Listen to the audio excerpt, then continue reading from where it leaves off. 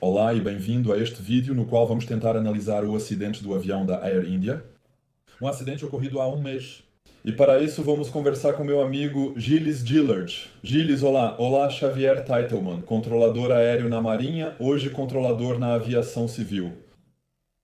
Sim, já fizemos várias análises de acidentes juntos nos últimos anos, antes mesmo de termos um canal no YouTube, e você acompanhou bastante.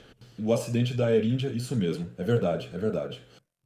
Então, vamos primeiro relembrar um pouco do que sabíamos sobre esse acidente, com base nas imagens que apareceram logo após o acidente. Como você documentou isso perfeitamente, talvez possa explicar um pouco do que conseguimos perceber pelas imagens.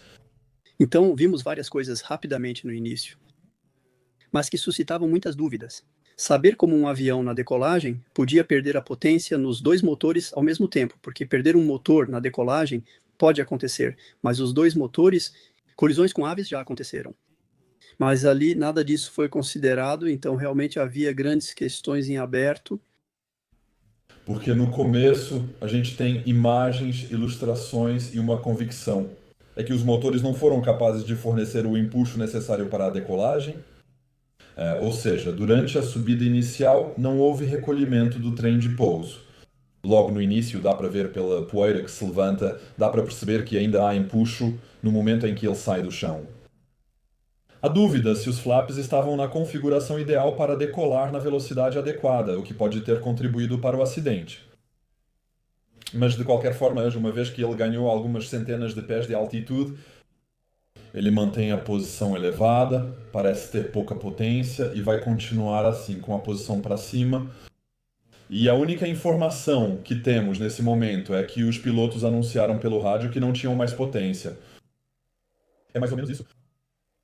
E aí, há outro elemento que nos confirma a perda de funcionamento dos motores, e não apenas da potência. É também o baço. Você pode explicar isso? O baço é uma pequena turbina eólica de emergência que sai automaticamente na parte traseira do avião. E há três condições que devem ser cumpridas para acioná-la.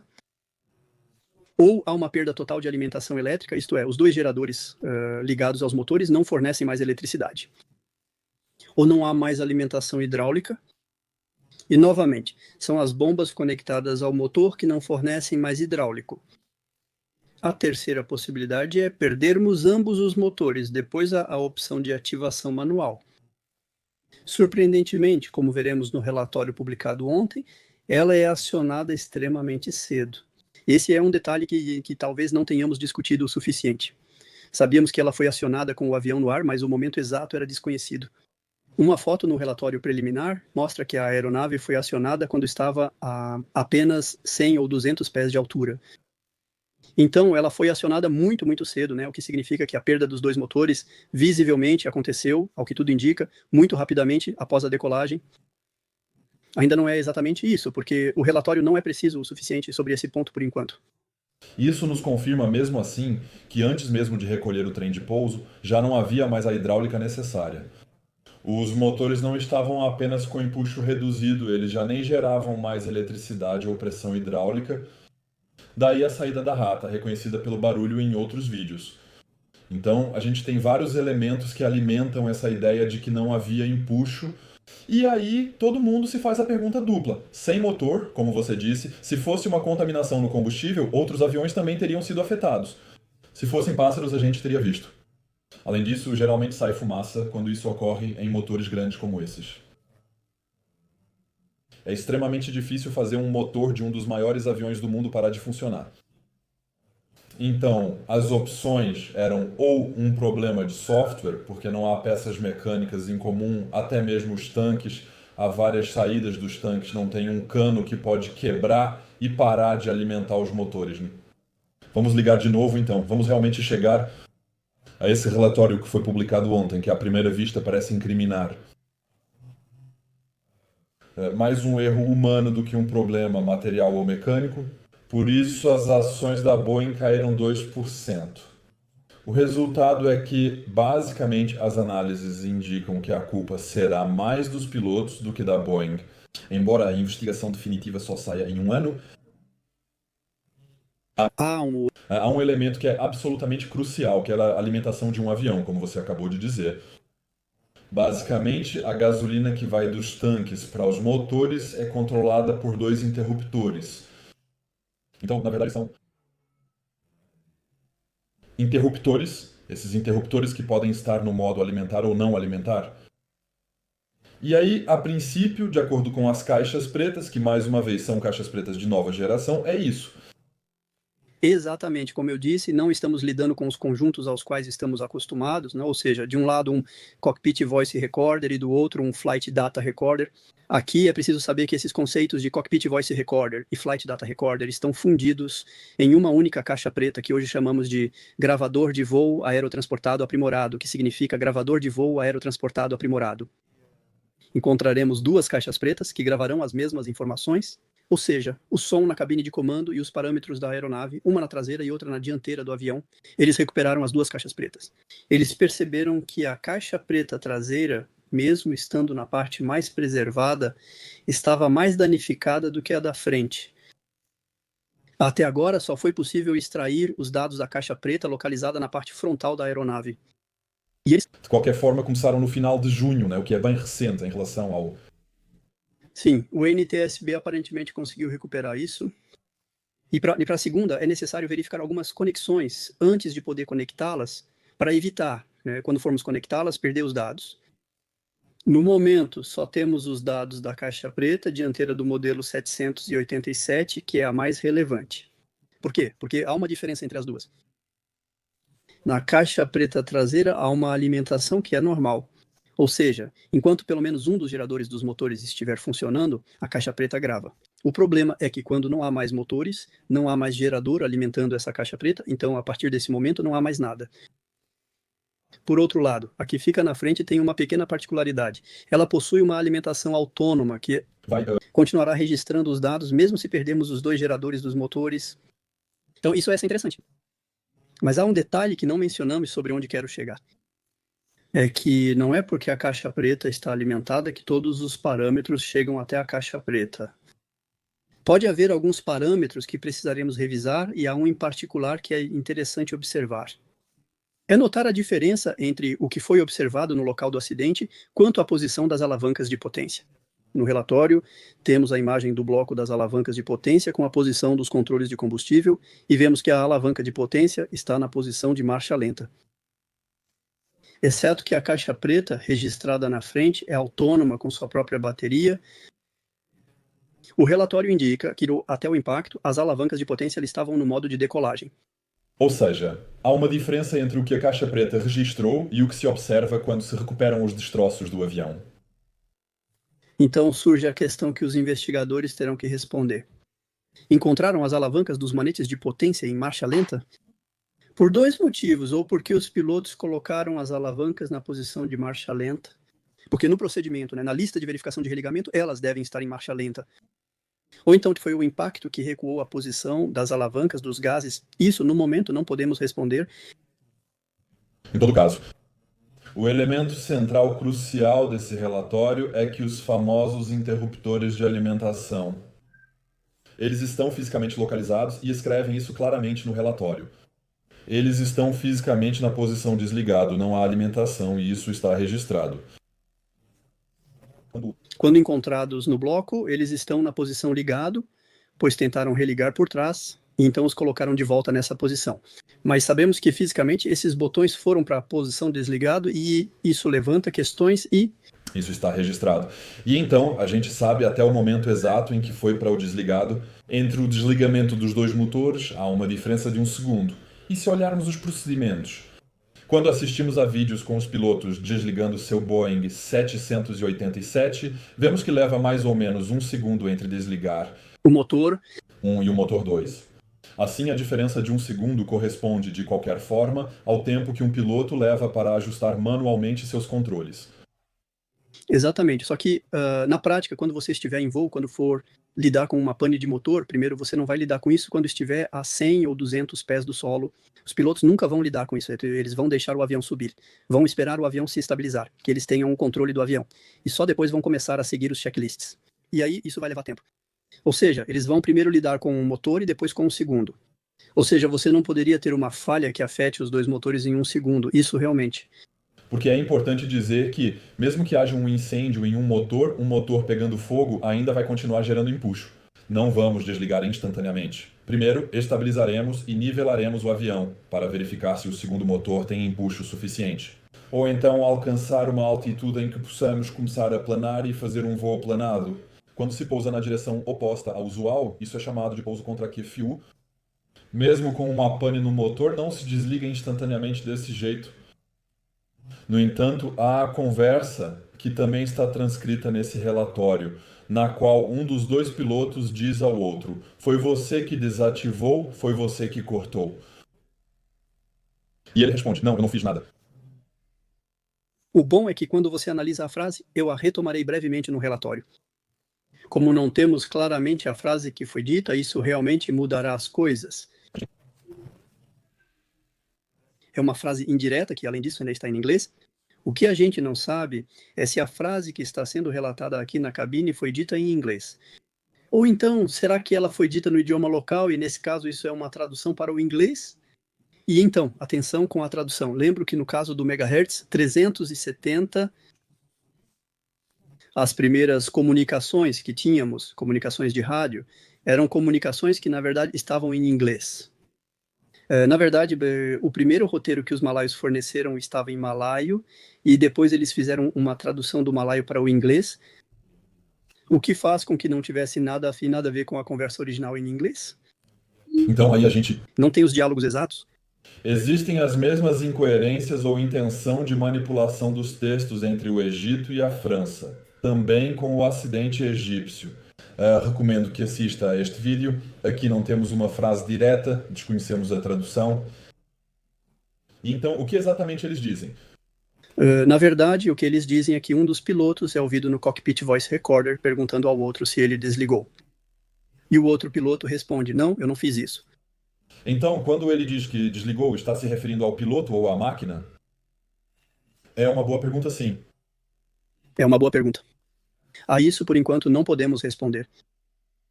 Então, aqui, do jeito que a frase está escrita, dá a entender que ele está fazendo a pergunta para o outro. Será que ele viu que ele tinha feito uma ação? Infelizmente, não podemos afirmar isso. Ele pode estar buscando confirmação sobre ter cortado, pois está constatando, porém isso não passa essa impressão. Essa frase precisa ser mais detalhada ou explicada melhor. E eu acho que a chave está aí dentro. Você acabou de fazer alguma coisa aí? Não está mais funcionando, você desligou? Isso pode ser uma pergunta, uma afirmação ou uma acusação, dependendo de vários fatores. Se os dois estão surpresos, mas de qualquer forma, o resultado é que, em todos os casos, eles não têm mais impulso. Os dois percebem isso, os dois parecem estar conscientes. Eles parecem estar trocando informações, confirmando: não, eu não fiz nada. E então eles tentam religar os motores nesse momento. Sim, sabendo que, além disso, no caso de um procedimento de pane de motor em voo, sistematicamente, a ação nesses botões deve ser coordenada entre os pilotos. Ou seja, eles vão seguir o checklist, o piloto que gerencia o checklist, ele vai então colocar a mão no botão, os interruptores de controle de combustível, o botão em questão, ele vai dizer corte do motor direito e vai ter que esperar o outro piloto verificar visualmente. Sim, eu confirmo, vamos cortar o motor direito, porque há casos em que os pilotos, vamos pegar o exemplo do Airei da Transporto Regional em Taiwan, eles tiveram uma pane em um dos motores e, na verdade, na lista de verificação, eles não fizeram essa ação básica de perguntar, ou seja, o piloto que fez a checklist cortou o combustível do único motor que restava. Inevitavelmente, isso levou ao desastre depois. É por isso que os pilotos não falam de motor direito ou esquerdo, eles falam de... Motorum. E dois. Isso se deve a uma frase dita em um cockpit na época: certifique-se de cortar o motor certo. Tenha certeza de desligar o motor certo. Um dos pilotos entendeu erroneamente motor right como motor direito e desligou o motor que ainda funcionava em vez do outro. Desde então fala-se em motor 1 e 2 em vez de motor direito e esquerdo para evitar confusão. Então podemos concluir que não há uma vontade manifesta de realizar uma ação, uma checklist para desligar o motor. É possível apertar o botão acidentalmente e desconectá-lo, nos dois ao mesmo tempo sem ajuda? É uma boa pergunta. Os investigadores precisam analisar isso mais a fundo. Assim que um ou mais pilotos erram a alavanca ou o botão, isso já aconteceu. Vou te dar um exemplo de um AirAid da Transporto Regional com um piloto, mas não lembro mais onde foi. Em vez de acionar os flaps, ela cortou o fornecimento de combustível. Isso já aconteceu. Vou te dar outro exemplo, que eu vivi pessoalmente no Exército. Um Mirage F1 faz uma passagem de tiro no canteiro. O caça se aproxima, dispara o canhão, desativando a segurança e o armamento. E no Mirage F1, você tem uma pequena particularidade, que é que você tinha 2 botões que eram protegidos. Ou seja, você tem o seu botão e depois tem uma tampa vermelha em cima e 2 botões. Você tinha a segurança do armamento, que ficava à esquerda, na verdade, e do lado esquerdo também você tinha a segurança do combustível. E o piloto faz isso, aí passa para tiro de canhão, e aí quando o avião passa na frente da torre, então, ele sempre passa no máximo, tem um barulho forte, e aí, quando o avião passa na frente da torre, faz assim, a gente se olhou, o oficial atira, algo incomum, e ao fundo ouve-se o piloto dizendo, vou religar. Ao invés de desligar, bastava recolocar a segurança, ele tinha cortado o combustível. Então, em um só movimento, ele religou imediatamente. Felizmente, mas... Esses motores militares conseguem atingir potência máxima instantaneamente, diferente de outros motores. De um Dreyman. 787. Mas você precisa estar nessa velocidade. Se o avião estivesse abaixo de uma certa velocidade, o motor não teria religado em baixa altitude, ele teria terminado mal. Dos 2 motores, quando eles fazem o procedimento, tentam religar, reabastecer, e o relatório diz que só um dos 2 motores realmente religou.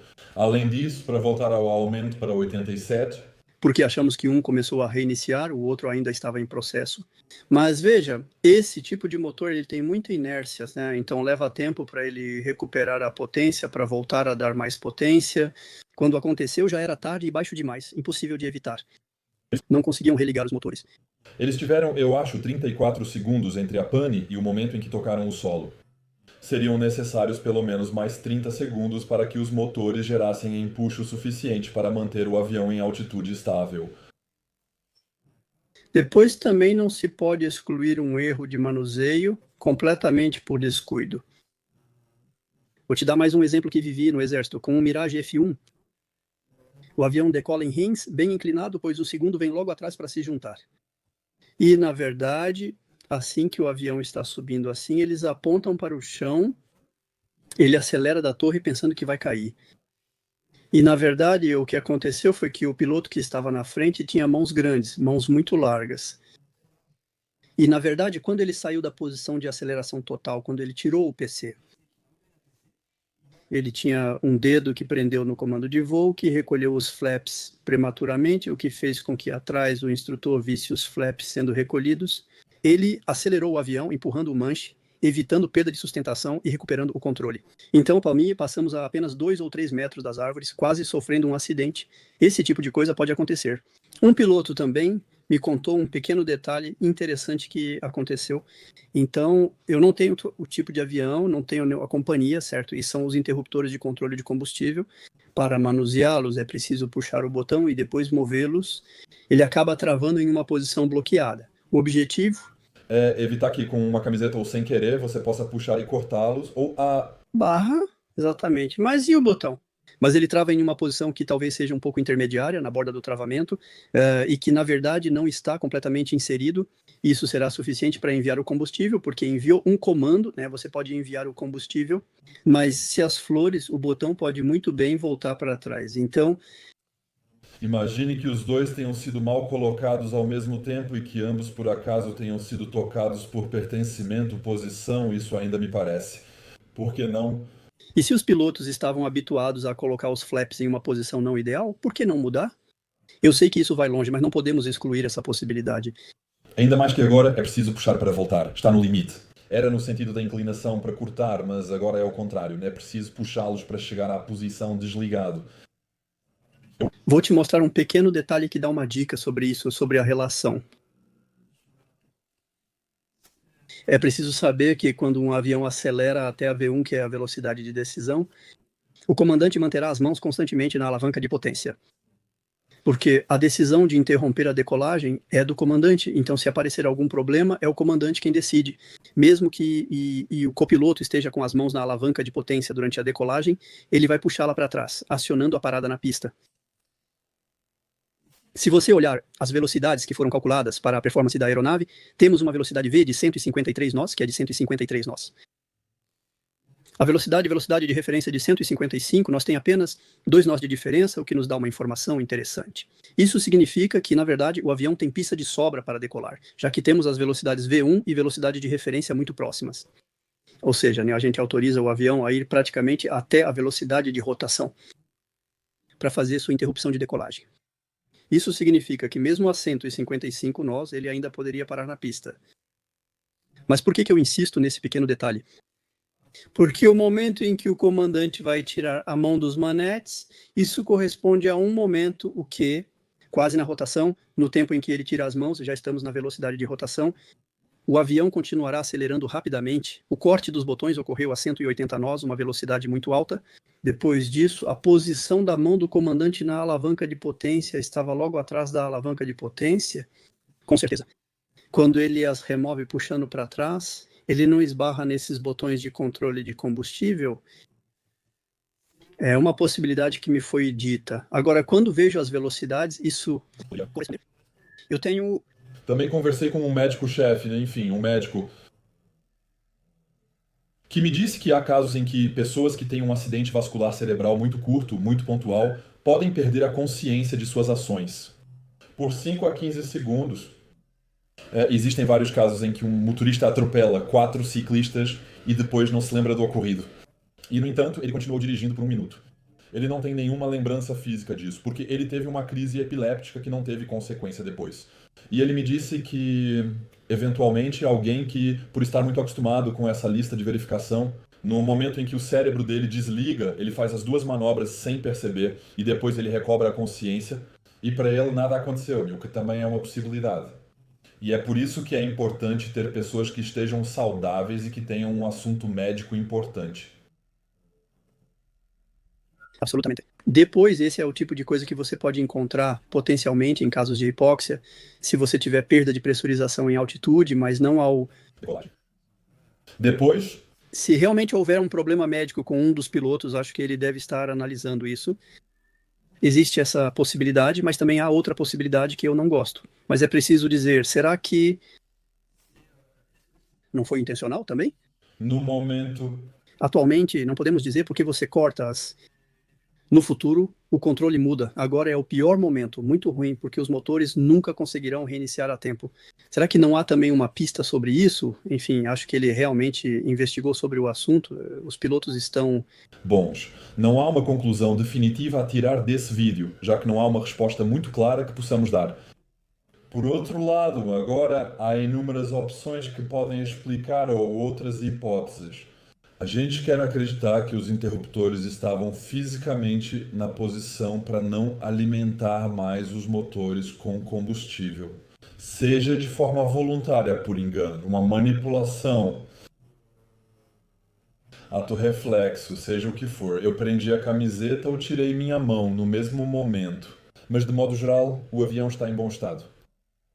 A princípio, aqui não estamos apontando o dedo para o Boeing 787, nem para a formação dos pilotos.